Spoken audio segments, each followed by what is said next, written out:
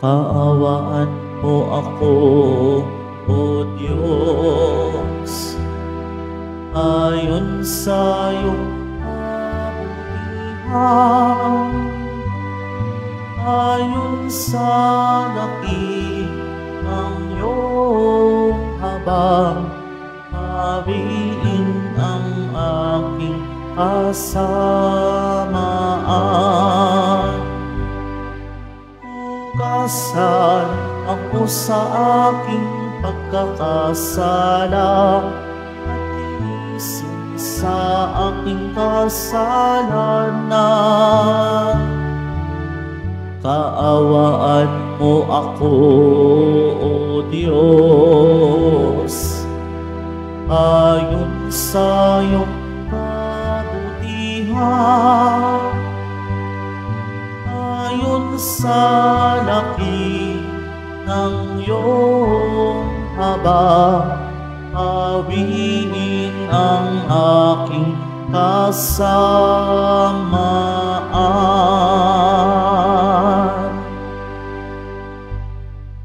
Sa ngalan ng Ama at ng Anak at ng Espiritu Santo. Amen.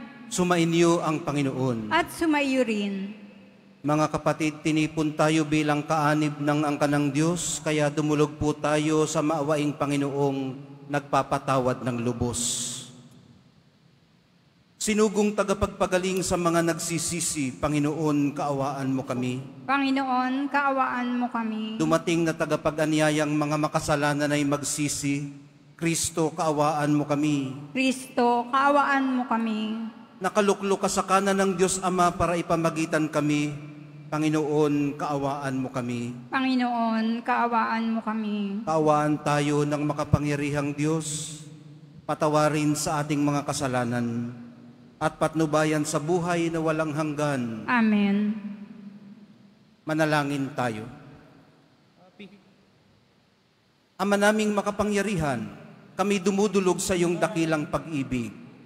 Ngayon, ang araw ng kaligtasan ay palapit na ng palapit, upang sa pagdiriwang ng pagkabuhay kami ay lalong sumigasig sa pamamagitan ni Jesucristo, kasama ng Espiritu Santo, magpasawalang hanggan. Amen. Magsiupo muna po ang lahat.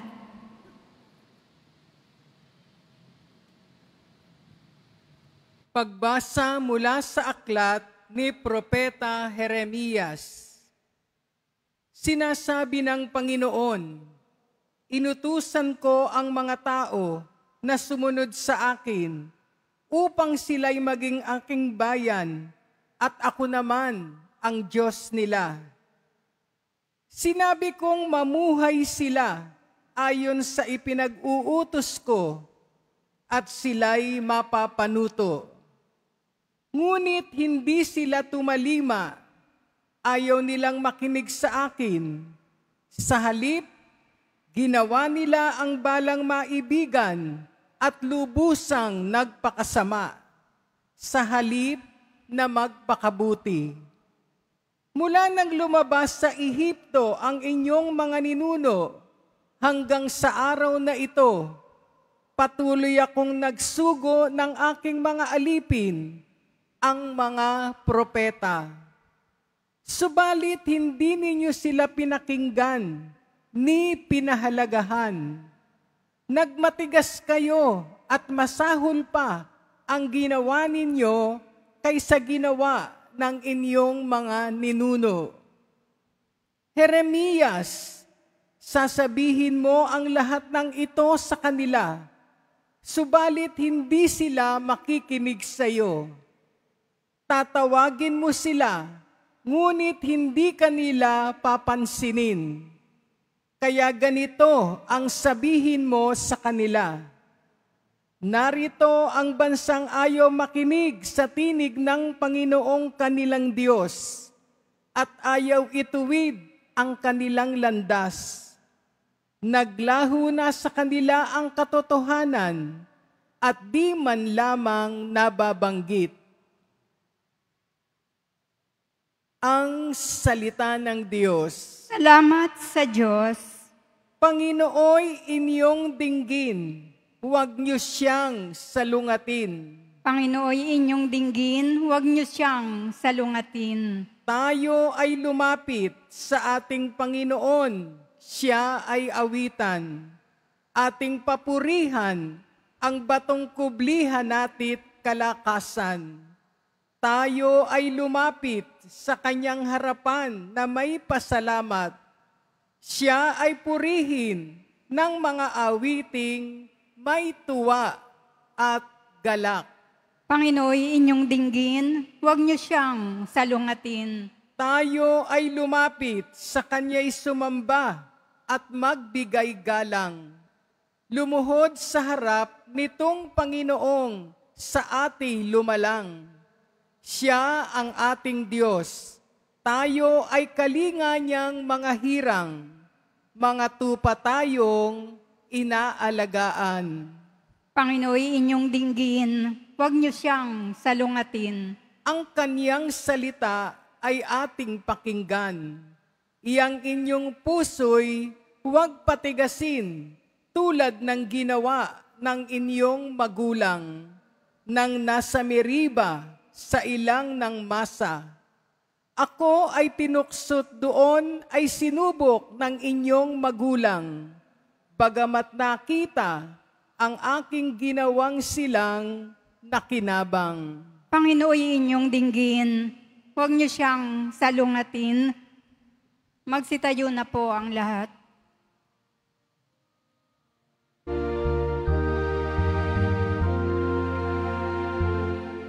Nagpupuri kami sa'yo, Panginoong Jesucristo. Nagpupuri kami sa'yo, Panginoong Jesucristo.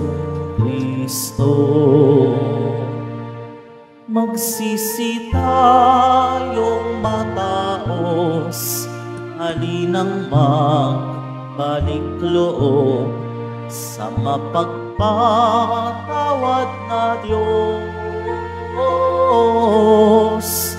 Sa Kanya tayo'y tumulog at manumbalik na lubos. Nagpupuri kami sa'yo, Panginoong Jesucristo.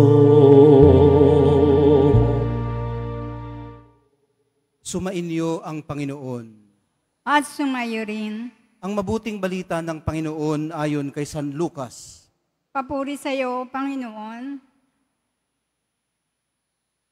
Noong panahong yun, pinalayas ni Jesus ang isang demonyong sanhi ng pagkapipi ng isang lalaki. At ito'y nakapagsalita na mula noon. Nang gilalas ang mga tao, ngunit may ilan sa kanila ang nagsabi, si Beelzebul na prinsipe ng mga demonyo ang nagbigay sa kanya ng kapangyarihang magpalayas ng mga demonyo. May iba namang nais siyang subukin, kaya't nagsabi, magpakita ka ng kababalaghang magpapakilala na ang Diyos ang sumasa iyo. Ngunit batid ni Jesus ang kanilang iniisip. Kaya't sinabi sa kanila, babagsak ang bawat kahariang nahahati sa magkakalabang pangkat at mawawasak ang mga bahay roon. Kung maghimagsik si Satanas laban sa kanyang sarili, paano mananatili ang kanyang kaharian? Sinasabi ninyong nagpapalayas ako ng mga demonyo sapagkat binigyan ako ni Beelzebul ng kapangyarihang ito. Kung ako'y nagpapalayas ng mga demonyo sa pamamagitan ni Beelzebul, sino naman ang nagbigay ng kapangyarihan sa inyong mga tagasunod na makagawa ng gayon? Sila na rin ang nagpapatunay na maling-mali kayo. Ngayon, kung ako'y nagpapalayas ng mga demonyo sa pamamagitan ng kapangyarihan ng Diyos, nangangahulugang dumating na sa inyo ang paghahari ng Diyos. Kapag ang isang taong malakas at nasasandatahan ay nagbabantay sa kanyang bahay, malayo sa panganib ang kanyang ari-arian, ngunit kung salakayin siya at talunin ng isang taong higit na malakas, sasamsamin nito ang mga sandatang kanyang inaasahan at ipamamahagi ang ari-ariang inagaw. Ang hindi panig sa akin ay laban sa akin, at nagkakalat ang hindi tumutulong sa aking mag-ipon. Ang mabuting balita ng ating kaligtasan. Pinupuri ka namin, Panginoong Hesukristo. Magsiupo muna po ang lahat. Magandang umaga po sa inyong lahat. Good morning po. Huwebes po ngayon sa third week of Lent. Nagpapatuloy po sa araw na ito ang tema ng pagiging mapagbantay na nasimulan po natin kahapon. Ang sabi po sa Ebanghelyo, nalalayo sa panganib ang taong mapagbantay. Mabuti po ang ganitong attitude. Dahil baka may propeta nang nagsasabi sa ating magpakabuti, hindi pa natin pinakikinggan, gaya naman ng sinasabi sa unang pagbasa. Tinatawag na tayo, hindi pa natin pinapansin. Ang panganib pong naghihintay sa mapagwalang bahala ay ang paglalaho sa kanila ng katotohanan. Napakinggan din po natin yan sa unang pagbasa. Nakakaintriga naman ang babalang ito ng Panginoon sa pamamagitan ni Jeremias. Ang paglalaho ng katotohanan sa mapagwalang bahala. Kung titingnan po natin ito sa kabilang banda ay pamumuhay sa kasinungalingan. Ito po ang napakadelikadong kasalanan, ang pamumuhay sa kasinungalingan. Kasi ito po ay pagtanggi sa katotohanan. Dito po nalaglag ng kahabag-habag ang ilang nagpahayag ng napakalaking kasinungalingan tungkol kay Jesus. Nang sabihin po nilang si Beelzebul na prinsipe ng mga demonyo ang nagbigay sa kanya ng kapangyarihang magpalayas ng mga demonyo. Alam naman po ng karamihan sa kanila na tanging ang nagmula lamang sa Ama ang makagagawa nito. Pero ang iba sa kanila ay ayaw sa Kanya. Kaya, napaka-inconvenient para sa kanilang masaksihan ang kadakilaang ito ng Diyos sa pamamagitan niya. Ang madali o yung convenient, i-deny na lang. Pabulaanan ang katotohanan na nakita mismo ng kanilang mga mata at baligtarin ito sa ikasasama niya at sa ikabubuti naman nila. Ang tugon po ng Nazareno ay para tulungan silang makita ang sarili nilang kasinungalingan. Logic po ang ginamit niya. Lohika, sentido común. Pero, kumbinsido na po kasi sila sa binaluktot nilang katotohanan. Kaya hindi na umaapil sa kanila ang sentido común o ang logic. Kaya pinangatawanan na lang. Nagkasubuan na sa kasinungalingan, edi pangatawanan na lang. May potential po kasing mapaniwala nito ang medyo mahina-hina ang kapit sa katotohanan. Yun pong mas delikadong kasalanan. Sabi natin kanina, ang napakadelikadong kasalanan ay ang pagpapabulaan sa katotohanan o yung pamumuhay sa kasinungalingan. Pero may mas delikado pa po, mga kapatid, kaysa doon. At ito po ay ang ipagpilitan pa ang alam na ngang kabulaanan. Kasi kung ipinagpipilitan mo, ang alam mo ng kabulaanan, it's just a matter of time para mapaniwala mo ang iyong sarili na totoo nga ang iyong sinasabi. At dahil kumbinsido ka sa sarili mo na totoo nga ang sinasabi mo, kahit alam mong ito ay kasinungalingan, dahil sa husay mong magsalita at sa diin mong magbigay diin, sumisigaw ka pa halimbawa para i-impose yung iyong nalalaman, magiging totoo na rin ito sa iyong mga tagapakinig, sa mga kakwentuhan mo na binubulaan mo lang pala. Magiging totoo ang kasinungalingan. Ang masamang gawa ay makikita bilang mabuti. At ang mabuting gawa ay makikita bilang masama. Di ba yun ang nangyari kay Jesus? Nagpagaling na ng mga may sakit, nagpalayas na ng masasamang espiritu, nagpakain sa mga nagugutom, nagturo ng kalooban ng Diyos. Ano ang nakita nila sa Kanya? Masama pa rin. Masama pa rin.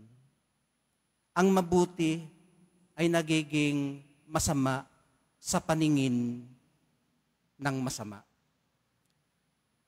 Alam niyo yung accurate lamang sa kanilang sinabi. Ulitin ko po yung sinabi nila, ano? Ano nga bang sinabi nila? Saan ba yun? Si Beelzebul na prinsipe ng mga demonyo ang nagbigay sa kanya ng kapangyarihang magpalayas ng mga demonyo. Ang accurate lang po sa kanilang sinabi ay yung una. Yung si Beelzebul na prinsipe ng mga demonyo. Kasi siya nga po ang prinsipe ng mga demonyo. Kaya, ang pinakamalaki pong peligrong kinakaharap natin sa mundo ay ang laganap at talamak na kasinungalingan. Hindi mo na malaman kung alin ang totoo. Hindi mo na malaman kung alin ang totoong picture o kung alin yung edited using AI. Hindi mo na malaman kung alin ang totoong video. Kasi, ewan ko kung ba't nagkaganon, ano? Kung ano-anong ginagawa sa mga video. Kahit hindi ganun ang totoong nangyari, nagagawang ganun. Ano? Hindi mo na malaman kung alin ang totoo, kung alin ang real news, totoong balita, at kung alin ang fake news o yung gawa-gawa lamang. Pag pinabubulaanan po mga kapatid ang katotohanan, pag may nagsabi sa iyong ang nasaksihan ng iyo mismong mga mata ay hindi totoo, at hindi naman talagang nangyari, sasabihan ka pa ng, it's your word against mine. Binangga mo ako? Yan ang sabi mo? Ang sabi ko, ang sabi mo, ako ang bumangga sa iyo. Ang sabi ko, ikaw ang bumangga sa akin. So it's your word against mine. Ay paano kung hindi professional yung nabangga? Tapos ako halimbawa ay isang kinikilalang tao sa lipunan. So mas may weight, mas mabigat ang aking salita. Kahit ang sinasabi niya ay katotohanan, ang sinasabi ko ay kasinungalingan, ako ang paniniwalaan. Kasi ako yung may kredibilidad sa lipunan. Ayun ang mahirap, mga kapatid.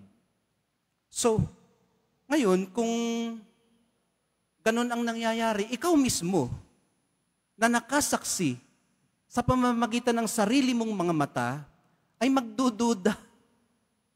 Totoo ba ang aking nasaksihan? O baka niloloko ko lang ang aking sarili? Sa sarili kong isip lang pala nangyari yun. Pati sarili mong katinuan ay pagdududahan mo. Itong isang halimbawa, mga kapatid, Hindi ko na isinama dito, pero naalala ko lang ngayon, maaga pa naman. Meron akong professor, actually presidente siya ng aming eskwelahan doon sa Amerika. Isang paring oblate, si Father Ronald Rolheiser.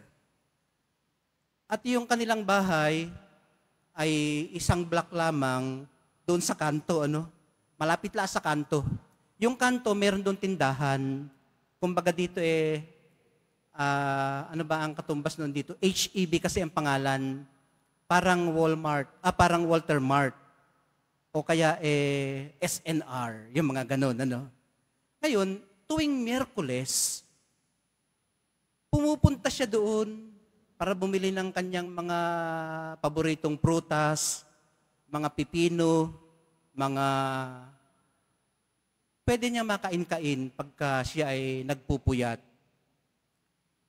Ay doon sa isang row o yung istante ng mga prutas, sa dulo noon, merong nakapulon na plastic bag. Kumbaga itong plastic bag, yung dulong ganito ay kulay green yan. Kasi yun yung hinahalit na ganon para mabuksan. Isang araw ng Miyerkules, pumunta siya doon, nakapamili na siya, nakakuha na siya. Ngayon, ilalagay na niya sa plastic. Wala ang plastic. Wala, doon sa pinaglalagyan. Nagtanong siya ngayon doon sa kahera. Kahero pala. Sabi niya nasaan ay kayong mga plastic dito ninyo na ginagamit niyo lalagyan ng mga gulay at mga prutas? Ang sagot sa kanya, we never had those in this store. Kailanman ay hindi tayo nagkaroon noong ganong plastic dito. Yun ang sagot sa kanya. Ay dinagulat naman si Father Ron.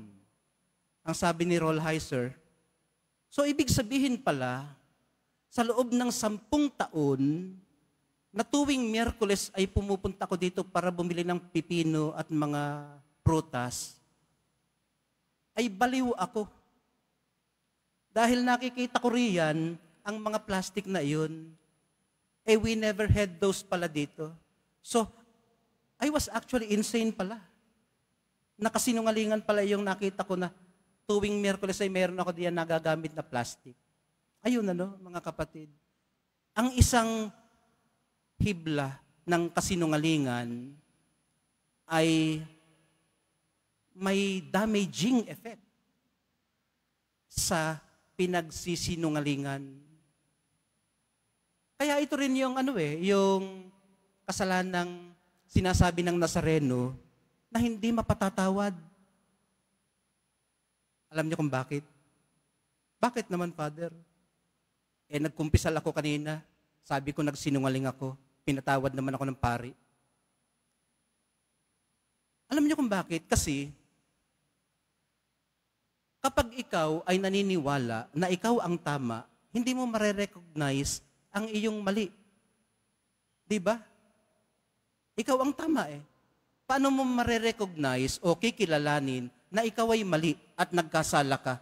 Paano mo ngayon pagsisisihan ang kasalanan na hindi mo naaamin sa iyong sarili? Kaya hindi mapatatawad. Alam niyo, ang mga kasalanan lamang na napatatawad ay yung pinagsisisihan. At ang kasalanang pinagsisisihan ay yung inaamin sa sarili.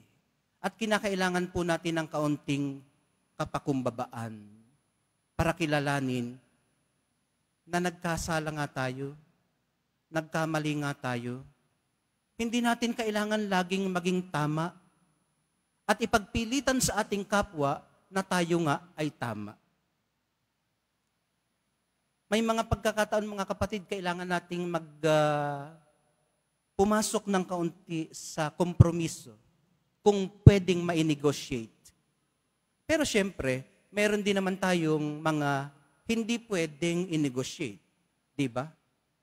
Halimbawa, yung mga basic tenets ng ating pananampalataya. May kumatok sa inyong bahay.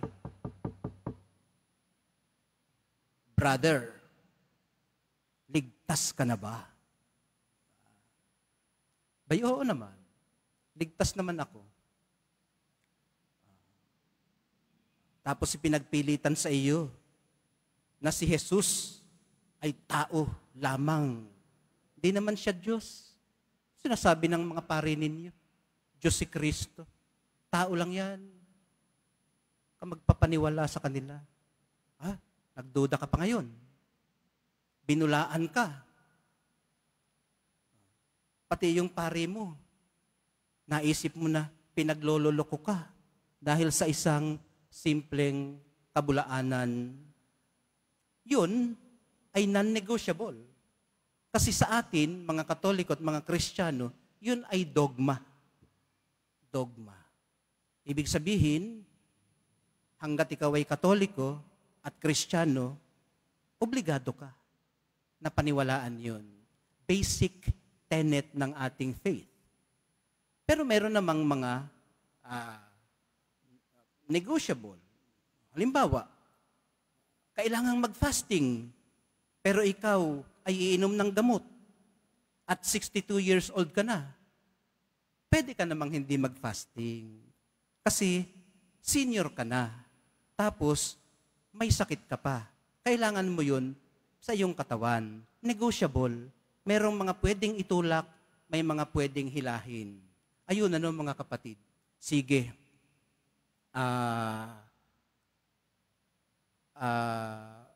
Nandito tayo sa sinasabi ko na pag pinabubulaanan po natin ang katotohanan, pag may nagsabi sa iyo, magdududa ka. At maiintindihan mo na sa puntong iyon, nagwagi na ang kaaway. Dito po natin lagi nawa, mahayaang tulungan tayo ng Espiritu Santo at palakasin ng tatanggapin nating banal na Eucharistia. Mahal na poong Jesus Nazareno, panatilihin niyo po kaming lumalakad sa katotohanan.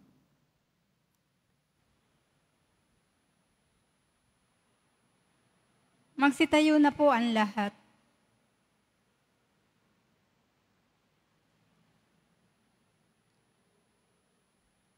Minamahal kong mga kapatid, habang tayo po ay natitipon kay Kristo na nangingibabaw sa lahat ng kasamaan, buong pagtitiwala po tayong lumapit sa Ama, taglay ang ating mga kahilingan, at sa bawat paglapit ang atin pong dalangin, Ama, gawin mo kaming kaisa ng iyong anak.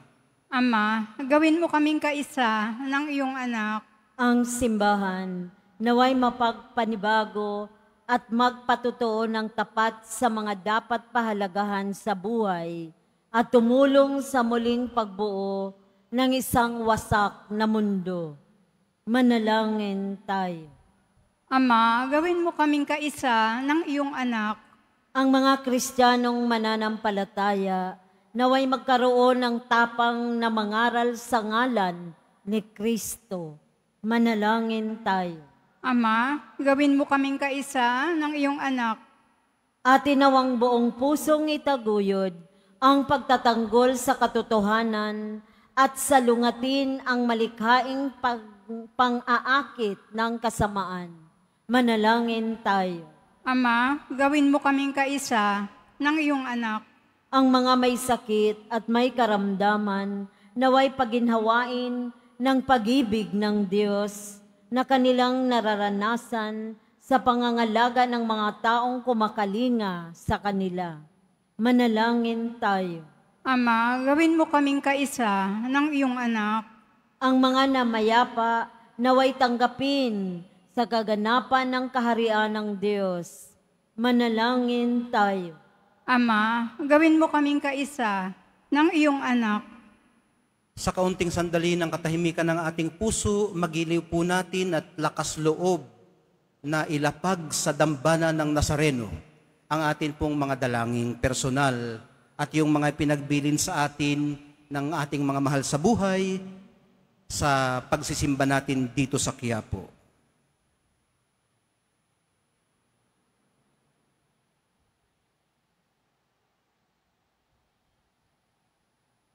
Manalangin tayo.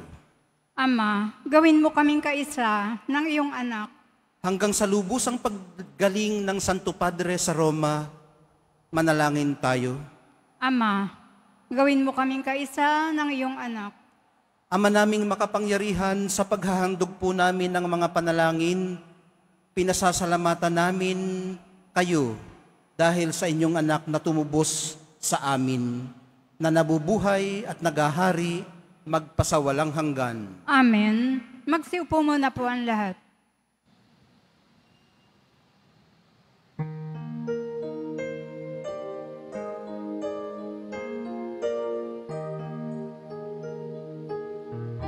Sumasamo kami sa'yo, marapating nyaring alay. Panginoon, tanggapin mo itong alak at tinapay. Sa'yo poon aming handog, buong puso't pag-iisip, ilayo mo sa panganib at kupkuping sa pag-ibig. Magsitayo na po ang lahat. Halina't manalangin mga kapatid upang itong ating paghahain ay kalugdan ng Diyos Amang makapangyarihan. Tanggapin nawa ng Panginoon itong paghahain sa iyong mga kamay, sa kapurihan niya at karangalan, sa ating kapakinabangan at sa buong sambayanan niyang banal. Ama naming lumikha, upang iyong kalugdan ng aming mga alay, dalisayin mo kami sa lahat ng kasalanan, at huwag mong ipahintulot na kami ay masilaw sa kinang ng mga huwad na kaligayahan, kundi itaguyod mo kami ng aming makamtan, ang inyong pangakong gantimpalang lantay, sa pamamagitan ni Jesucristo kasama ng Espiritu Santo, magpasawalang hanggan. Amen. Sumainyo ang Panginoon. At sumayo rin. Itaas sa Diyos ang inyong puso at diwa. Tinas na namin sa Panginoon. Pasalamatan natin ang Panginoong ating Diyos. Marapat na siya ay pasalamatan. Ama naming makapangyarihan, tunay ngang marapat na ikaw ay aming pasalamatan sa pamamagitan ni Jesucristo na aming Panginoon. Minarapat mong ang pagtitiis para sa naghihirap ay maging tagapagpahiwatig ng pasasalamat na aming inihahain ngayon sa iyong hapag. Ang iyong anak ay ulirang tagabigay ng pagsasaluhan sa mga nagugutom at mga nauuhaw. Sa pagsunod namin sa giliw mong anak, ang pagkamaawain mo ay aming ginaganap upang ang pag-iimbot ay mapawing lahat sa aming pag-uugali at gawaing binabalak. Kaya kaisa ng mga anghel na nagsisiawit ng papuri sa iyo, nang walang humpay sa kalangitan, kami nagbubunyi sa iyong kadakilaan. Santo, Santo, Santo, Panginoong Diyos ng mga hukbo, napupuno ang langit at lupa ng kadakilaan mo. Hosana sa kaitaasan, pinagpala ang naparirito sa ngalan ng Panginoon. Hosana sa kaitaasan, magsiluhod po ang lahat. Ama naming banal, ikaw ang bukal ng tanang kabanalan, kaya't sa pamamagitan ng iyong Espiritu, gawin mong banal ang mga kaloob na ito, upang para sa amin maging katawan at dugo ng aming Panginoong Hesukristo. Bago niya pinagtiis ang kusang loob na maging handog, hinawakan niya ang tinapay, pinasalamatan kaniya, pinaghati-hati niya iyon, iniabot sa kanyang mga alagad at sinabi, tanggapin ninyong lahat ito at kanin, ito ang aking katawan na ihahandog para sa inyo.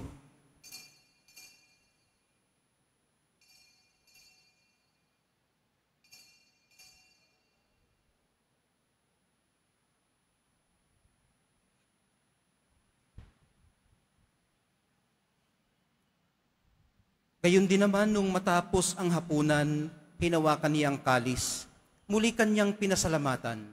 Iniabot niya ang kalis sa kanyang mga alagad at sinabi, "Tanggapin ninyong lahat ito at inumin.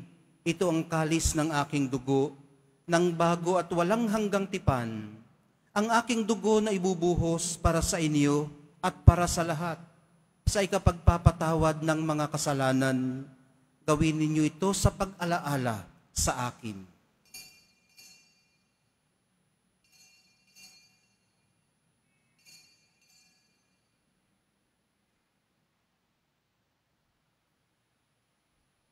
Magsitayo na po ang lahat. Ipagbunyi natin ang misteryo ng pananampalataya. Si Kristo'y namatay, si Kristo'y nabuhay, si Kristo'y babalik sa wakas ng panahon. Ama, ginagawa namin ngayon ang pag-alala sa pagkamatay at muling pagkabuhay ng iyong anak. Kaya't iniaalay namin sa iyong tinapay na nagbibigay buhay at ang kalis na nagkakaloob ng kaligtasan. Kami nagpapasalamat dahil kami yung minarapat na tumayo sa harap mo para maglingkod sa iyo. Isinasamo namin kaming magsasalo-salo sa katawan at dugo ni Kristo ay mabuklod sa pagkakaisa sa pamamagitan ng Espiritu Santo. Ama, lingapin mo ang iyong simbahang laganap sa buong daigdig. Puspusin mo kami sa pag-ibig, kaysa ni Francisco na aming Santo Papa at ni Jose na aming Arsobispo at ng Tanang Kaparian. Alalahanin mo rin ang mga mahal namin sa buhay na nahimlay, nang may pag-asang sila'y muling mabubuhay. Gayon din ang lahat ng mga pumanaw. Kaawaan mo sila at patuloyin sa iyong kaliwanagan. Kaawaan mo at pagindapatin kaming lahat na makasalo sa iyong buhay na walang wakas. Kaisa ng mahal na Birheng Maria na ina ng Diyos, ng kabiyak ng puso niyang si San Jose, kaisa ng mga apostol ni San Juan Bautista at ng lahat ng mga banal na namuhay dito sa daigdig ng kalugod-lugod sa iyo. Maipagdiwang nawa namin ang pagpupuri sa ikararangal mo sa pamamagitan ng iyong anak na aming Panginoong Hesukristo. Sa pamamagitan ni Kristo, kasama niya at sa Kanya, ang lahat ng parangal at papuri ay sa iyo, Diyos Amang makapangyarihan, kasama ng Espiritu Santo, magpasawalang hanggan. Amen. Sa tagubili ng mga nakagagaling na utos at sa turo ni Jesus na Panginoon natin at Diyos, ipahayag po natin ng lakas loob. Ama namin, Sumasalangit ka, sambahin ang ngalan mo. Mapasa amin ang kaharian mo. Sundin ang loob mo dito sa lupa para nang sa langit. Bigyan mo kami ngayon ng aming kakanin sa araw-araw. At patawarin mo kami sa aming mga sala para nang pagpapatawad namin sa mga nagkakasala sa amin. At huwag mo kaming ipahintulot sa tukso at iadya mo kami sa lahat ng masama. Hinihiling po namin kami iadya sa lahat ng masama. Pagkalooban ng kapayapaan araw-araw, iligtas sa kasalanan at ilayo sa lahat ng kapahamakan, samantalang aming pinananabikan ang dakilang araw ng pagpapahayag ng tagapagligtas naming si Hesukristo. Sapagkat iyo ang kaharian at ang kapangyarihan at ang kapurihan magpakailanman. Amen. Panginoong Hesukristo, sinabi mo sa iyong mga apostol, kapayapaan ang iniiwan ko sa inyo, ang aking kapayapaan ang ibinibigay ko sa inyo. Tunghayan mo ang aming pananampalataya at huwag ang aming pagkakasala. Pagkalooban mo kami ng kapayapaan at pagkakaisa ayon sa iyong kalooban, kasama ng Espiritu Santo, magpasawalang hanggan. Amen. Ang kapayapaan ng Panginoon ay laging sumainyo. At sumaiyo rin. Magbigayan po kayo ng kapayapaan sa isa't isa.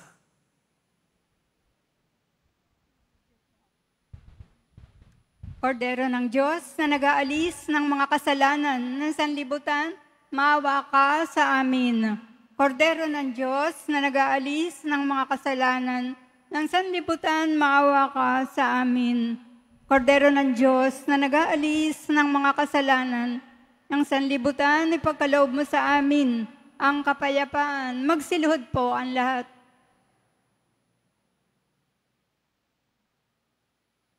Ito ang kordero ng Diyos. Ito ang nag-aalis ng kasalanan ng sanlibutan. Mapalad ang mga inaanyayahan sa kanyang piging. Panginoon, hindi ako karapat-dapat na magpatuloy sa iyo, ngunit sa isang salita mo lamang ay gagaling na ako. May the body and blood of Christ bring us to everlasting life.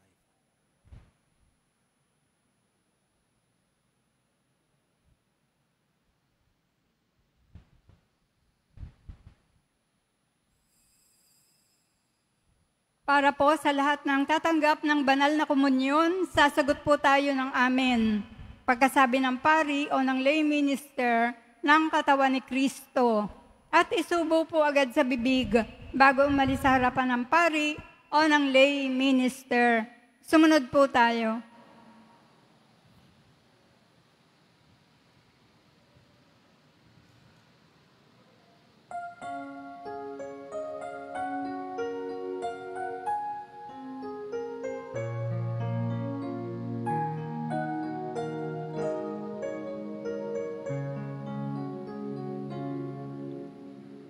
Ama, iyong tanggapin, pasasalamat sa iyong harapan, ng buhay mo ay inilaan. Ang pag-ibig mo'y aming nakamtan. Panginoon, kami sumasamo, ilumig ang aming puso. Nang pagbabago'y aming matamo, ito'y pag-aalay sa'yo.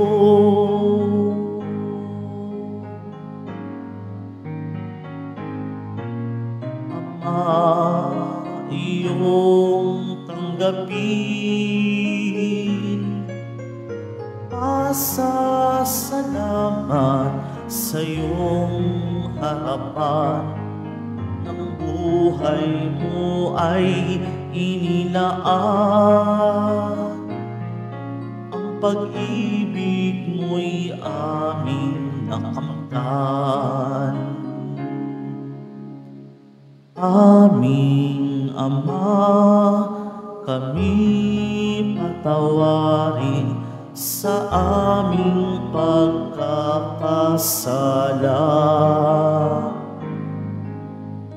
at tanggapin itong aming hiling. Nais namin ikaw ay mahalin.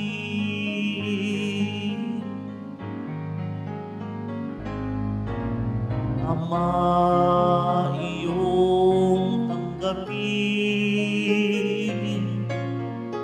pasasalamat sa iyong harapan, ng buhay mo ay inilaan. Ang pag-ibig mo'y aming nakamtan.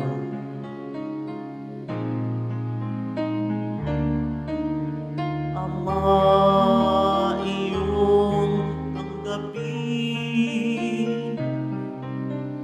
pasasalamat sa iyong harapan, ng buhay mo ay inilaan. Ang pag-ibig mo'y aming nakamtan.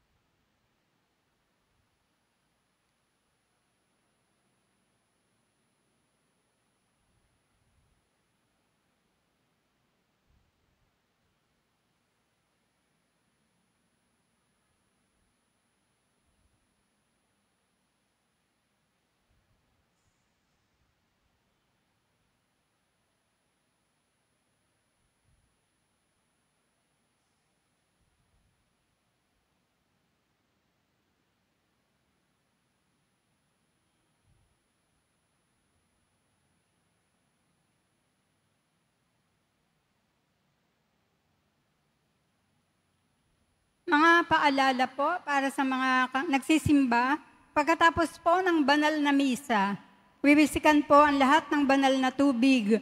Pinakikiusapan po ang lahat na manatili lamang muna sa inyong mga lugar. Tanging sa Quezon Boulevard o sa Plaza San Juan lamang po ang labasan ng lahat. Sumunod po tayo. Maraming salamat po sa inyong pagdalaw at pagsisimba sa Basilica Minor at Pambansang Dambana ni Jesus Nazareno. Magsitayo na po tayong lahat. Manalangin tayo. Ama naming mapagmahal, kaming pinapagsalo mo sa banal na pakikinabang ay iyong tulungan din na maisaloob at maisakatuparan ang iyong pagliligtas na aming ipinagdiwang sa pamamagitan ni Hesukristo kasama ng Espiritu Santo magpasawalang hanggan. Amen. Sumainyo ang Panginoon. At sumayo rin.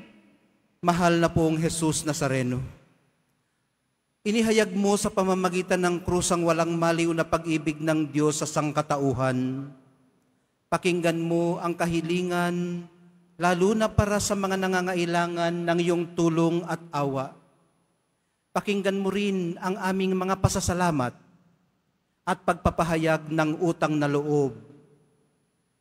Lalo na po ang mga naghahanap ng kanilang mga ikabubuhay, ang humihiling ng trabaho, ng pagpasa sa kanilang mga exams, pag-graduate ng maayos, kalakasan ng katawan, pag-asa sa buhay, at kagalingan sa kanilang mga karamdaman. Makamtanawa namin ang inyong kasagutan ayon sa inyong kalooban ng may utang na loob na tinatanaw. Basbasan din po ninyo ang daladala naming mga imahen at dasalan. Sa pamamagitan ng bendisyon na ito, naway lalo kaming maging mapaglingkod, masunurin at tapat sa iyo, na aming malwalhating Panginoon, magpasawalang hanggan. Amen. At pagpalain kayong lahat at ang inyong buong pamilya at mga komunidad ng makapangyarih at mapagmahal na Diyos, Ama, Anak, at Espiritu Santo. Amen. Tapos na po ang misa. Sa paglalakbay natin sa buhay, lumakad tayo sa kapayapaan. Salamat sa Diyos.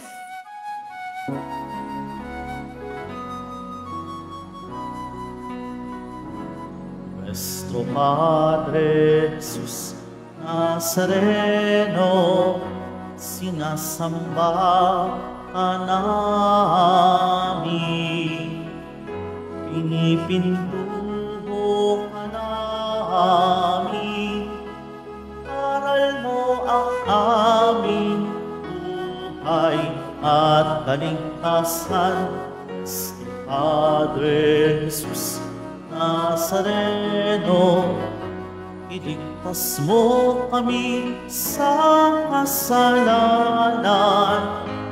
Ang krus mong kinamatayan ay sagisag ng aming kaligtasan.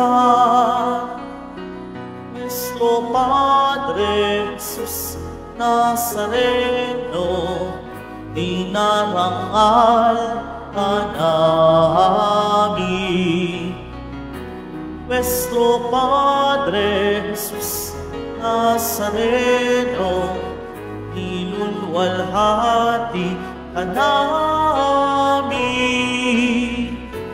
Nuestro Padre Jesus Nazareno, dinarangal ka namin.